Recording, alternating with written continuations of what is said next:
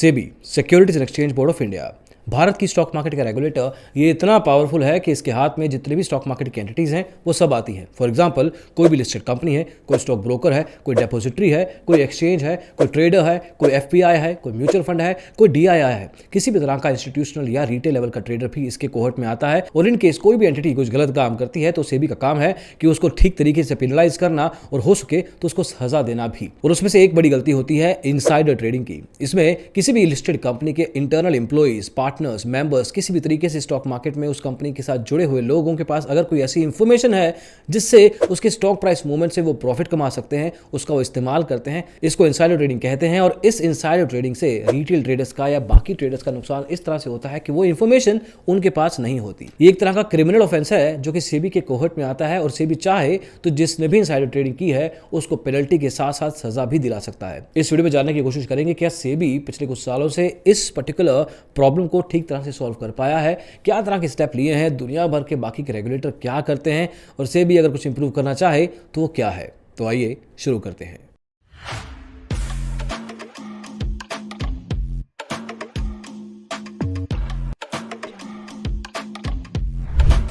तो दोस्तों 1992 में हर्षद मेहता केस के दौरान सेबी था, लेकिन सेबी के पास इतनी पावर नहीं थी कि वो इस केस को अच्छे से तफ्तीश कर सके, इन्वेस्टिगेट कर सके।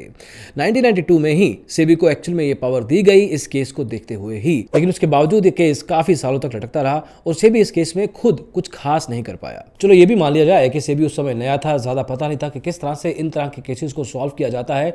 अभी जी एंटरटेनमेंट के हेड पुनीत गोयनका के साथ करीब 15 ऐसे लोग जो कि मैनेजमेंट का पार्ट है, उनके खिलाफ रिसेंटली ही एक इनसाइडर ट्रेडिंग का मामला साबित हुआ है। इसमें यह पता लगाया गया है कि इन लोगों के पास ऐसी अनपब्लिश्ड प्राइस सेंसिटिव इंफॉर्मेशन थी जिसके बेस पे कुछ ना कुछ लेवल पे प्रॉफिट कमाया जा सकता था या वो इनसाइडर ट्रेडिंग का हिस्सा बनते हैं। कुछ समय केस चला और फाइनली ये सेटल हुआ कि 50,70,000 रुपए दिए जाएंगे सेबी को और ये केस रफा दफा कर दिया जाएगा, मतलब इन्वेस्टिगेशन रोक दी जाएगी। इसके अलावा इसी साल एक्सिस म्यूचुअल फंड के फंड मैनेजर वीरेन जोशी के खिलाफ इनसाइडर ट्रेडिंग का मामला सामने आया, जिसमें बताया गया कि उन्होंने इनसाइडर ट्रेडिंग करके करीब 35 करोड़ रुपए कमाए। इस केस में वीरेन जोशी को स्टॉक मार्केट में फर्दर काम करने से रोका गया, जितना भी प्रॉफिट कमाया था उनसे वापस लिया गया। उसके बाद से ये केस ठंडे बस्ते में है, मतलब जितना कमाया था उतना ही दिया। 2021 में लेट राकेश झुंझुनवाला और उनकी वाइफ रेखा झुंझुनवाला के खिलाफ उनकी ही कंपनी एपटेक में इनसाइडर ट्रेडिंग का मामला सामने आया। इसमें भी ये मामला प्रूव किया गया, मतलब ये केस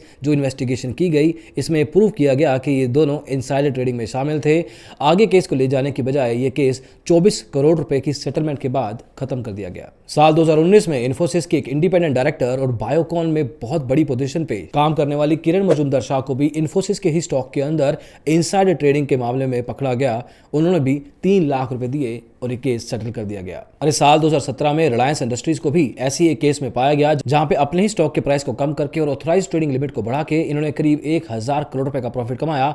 सेबी ने यहाँ पे कहा कि आपको 1 साल के लिए एफ&ओ ट्रेडिंग में बंद कर दिया जाएगा, मतलब आपको बैन कर दिया जाएगा। कोई भी ट्रेडर 1 साल के लिए एफ&ओ में रिलायंस के स्टॉक के ऊपर ट्रेड नहीं कर पाएगा। हालांकि रिलायंस ने कहा कि इस केस को सेटल किया जाए, जितना भी प्रॉफिट कमाया था रिलायंस ने वो सारा का सारा सेबी के पास जमा किया गया और ये केस भी ऐसे ही मूव ऑन हो गया। यहाँ पे 2 बातें समझ में आती हैं। एक, हर केस को उसके अलग हिसाब से देखा जाता है, मतलब रूल बुक को एग्जैक्टली फॉलो नहीं किया जाता, उसको विद इन टाइमलाइंस क्लोज नहीं किया जाता। बहुत साल लगते हैं किसी भी इनसाइडर ट्रेडिंग के केस को सॉल्व होने में, किसी भी केस को बंद होने में, पेनल्टी लगाने में। और पेनल्टी भी ज्यादातर केसेस में उतनी ही लगती है जितना प्रॉफिट कमाया गया है, मतलब ऑफेंडर को अपनी जेब से कुछ खास देना नहीं पड़ता। हाँ, समाज में थोड़ी बहुत इज्जत ऊपर नीचे होती है, लेकिन यहाँ पे भी मामला रफा दफा होता है, ना ही एक्सेप्ट किया जाता है ना ही रिजेक्ट किया जाता है, सिर्फ पैसा देके केस को सेटल किया जाता है। और दूसरा ये कि इनसाइडर ट्रेडिंग सेबी एक्ट 1992 के सेक्शन 15G के अनुसार एक क्रिमिनल ऑफेंस है, लेकिन इसको ज्यादातर केसेस में सिविल ऑफेंस के रूप में ही देखा जा रहा है, जहां पे पेनल्टी लगाई जाती है, जबकि इसके केस में सजा भी दी जानी चाहिए,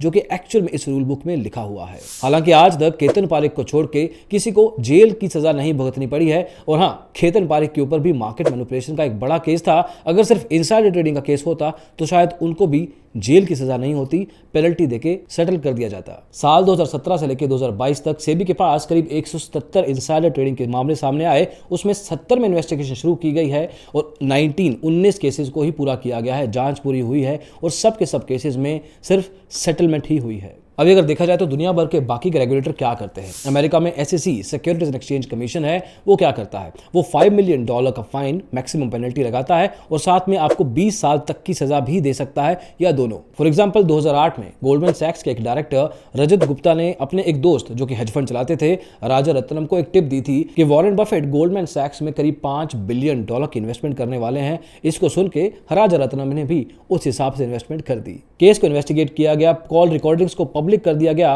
और जब सब कुछ प्रूव हुआ तो राजा रत्नम को 11 साल की सजा हुई और रजत गुप्ता को 2 साल की। पैसे की पेनल्टी हुई अलग से। ऐसी एक केस में नेटफ्लिक्स के एक इंजीनियर को 2 साल की सजा सुनाई गई है, जो कि एक रिलेटिवली स्मॉलर केस था, लेकिन सजा का क्वांटम ऑलमोस्ट उतना ही था। ऐसे ही अमेरिका से अगर चाइना चले जाओगे तो वहां पे स्टॉक मार्केट संभालता है चाइना सिक्योरिटीज रेगुलेटरी कमीशन और वहां पे आपको पेनल्टी, जेल के अलावा मौत की सजा भी सुनाई जा सकती है और ऐसा हो भी चुका है। और चाइना की ही कम्युनिस्ट पार्टी के सेक्रेटरी जो कि खुद एक पॉलिटिशियन है जिनका नाम है टोंग दाउची, 2004 से लेकर 2020 तक इनके ऊपर इनसाइडर ट्रेडिंग का केस प्रूव हुआ, $41 मिलियन का फाइन और साथ में कहा गया कि हम आपको एग्जीक्यूट कर देंगे। सिमिलर सिचुएशन सिंगापुर में भी है और अगर आप कन्फेस कर लेते हो तो उस केस में आपकी सजा कम हो सकती है। और ऐसे ही हुआ था हुई चंग लंग के केस में, जो कि 51 साल की हैं, कंपनी की डायरेक्टर हैं, और लेकिन उन्होंने कन्फेस कर लिया तो उनकी सजा को कुछ सालों की बजाय सिर्फ 4 महीने ही कर दिया गया। पैसे की पेनल्टी भी लगाई गई और जितना प्रॉफिट कमाया था वो भी वापस देना पड़ा।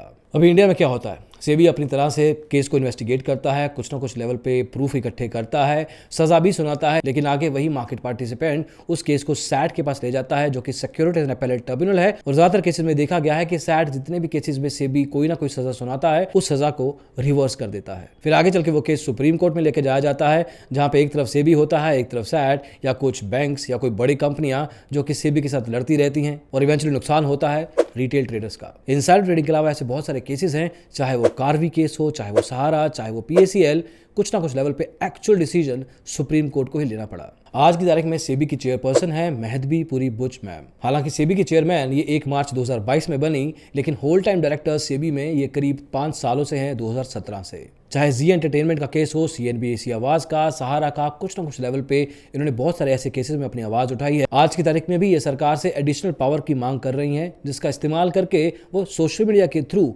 बहुत सारे फ्रंट रनिंग के केसेस को सॉल्व कर सके।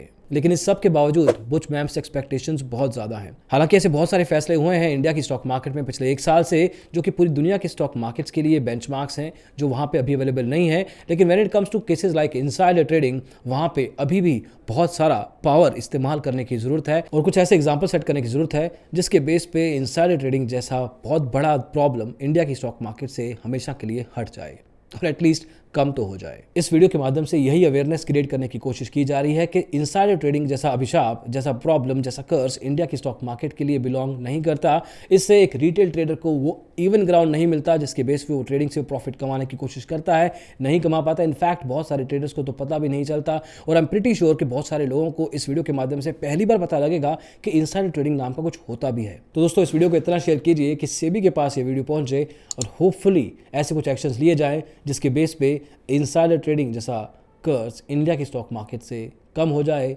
खत्म हो जाए, बंद हो जाए। थैंक यू सो मच इस वीडियो को देखने के लिए। Take care, bye bye.